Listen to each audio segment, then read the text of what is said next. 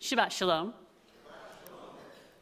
A week ago, last Saturday night, I had a really unique and very fun opportunity to be a speaker at Global Teen Havdalah, which we hosted here in Houston. It's a kind of a partnership with BBYO, which means that I spent my Saturday night with 80 teens from around Houston. It brought me back to my youth advisor days.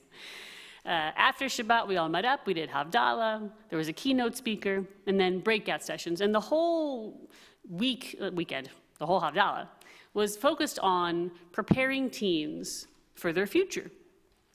In my session, I talked about, just the various negative forces. We all have negative forces in our lives, and in their young lives, no different. And how can they feel more in control when there's so much that feels like it's working against them?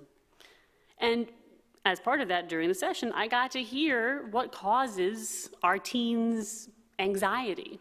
And they're very stressed, Obviously, school is a big part of that. They got to make the right grades, got to do the right activities, got to have that college-ready resume, And they're just trying to figure out, who they are, who they want to be, who they want to date, is it working out or is it not working out? All the drama. And this is all normal stuff. This is normal stuff. It's normal when you are young to worry about these things, to think, will the dream you have for your life come true? I remember that. I remember when I was younger, not like a kid younger, but, as a teen, older teen, in college, even in my 20s. I remember wondering, when is my real life going to finally start? When you're young, you have all that anxiety. How is my life going to turn out? When's everything going to come together? Because first you got to figure out what it is you want to do, and then you have to make it happen. And it feels almost insurmountable when you're that young. All those years of studying, and you got to apply to schools, and then you got to apply to jobs, and you have to figure out how to make your personal life look the way you want it to look. And when you're young, it's all about who were you dating, and then you get older, you think like, okay, well, who's going to be my person, and do I want to get married? When will I get married? When am I going to find? Do I want to have kids? When will I have kids? How will I get my life to look? When will I get my life to look the way I want it to look? When will my dream become my reality? And if it feels like it's not happening or not happening as fast as you might want, that can be very anxiety-inducing. It can be hard to feel happy when you feel like you're waiting forever for the happiness to come, because it's not happening so quickly. So you worry maybe your happiness, your dream, will remain a dream.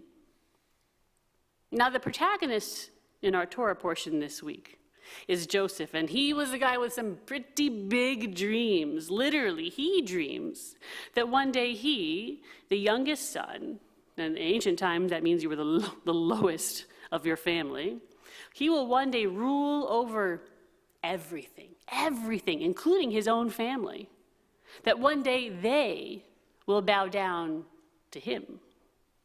Now, naturally, his older brothers take issue with this, as you might assume, and through a wild set of circumstances, he is sold into slavery. Doesn't seem like those dreams are going to come true now, do they? He becomes a slave in a sort of mid-level Egyptian, minister's home. And he does well for himself. He works very hard. He does well until he doesn't. Let's call it an HR problem. And there's kids.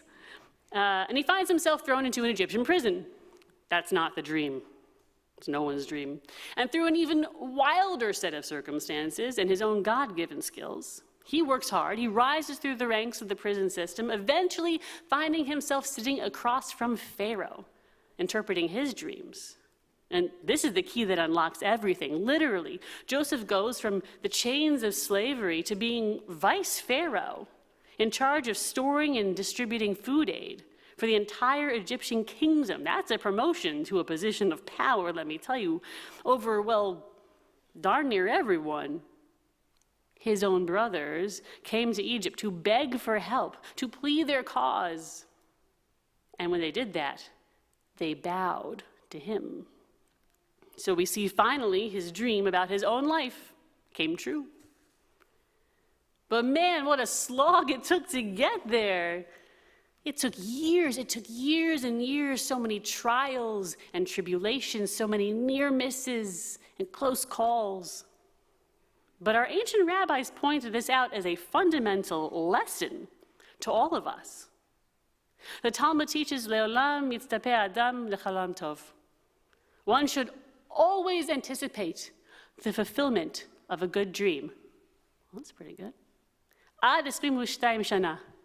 Up until 22 years after you dream the dream. 22 years. How did they arrive at this number? That's a very specific number. Mi Yosef, they say, from the story of Joseph. They say if you calculate from when he'd had his dreams as a teenager, about his brothers bowing down to him, to when in his 30s they actually did so, using their very funny rabbi math, they say, you get 22 years. And that's how we know. That's how long it could take maximum for your dreams to come true. Now, I'm sure as a 17-year-old boy sold into slavery by his own brothers, 22 years would seem like it's a lifetime.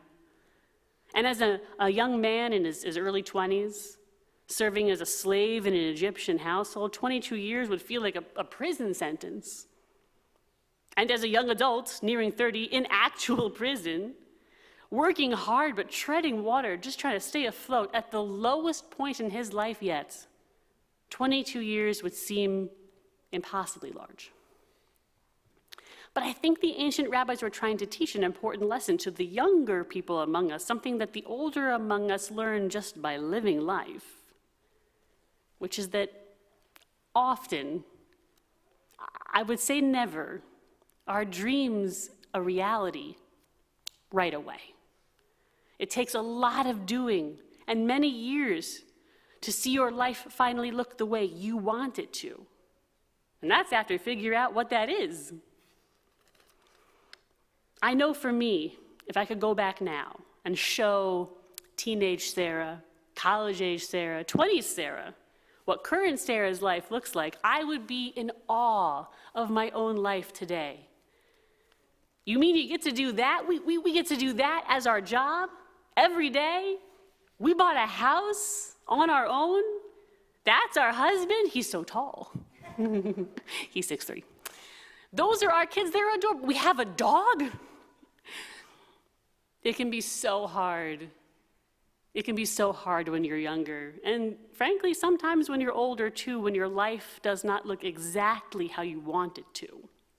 And to feel dragged down by that. Thinking, oh, my dreams are never happening. They're going to stay dreams.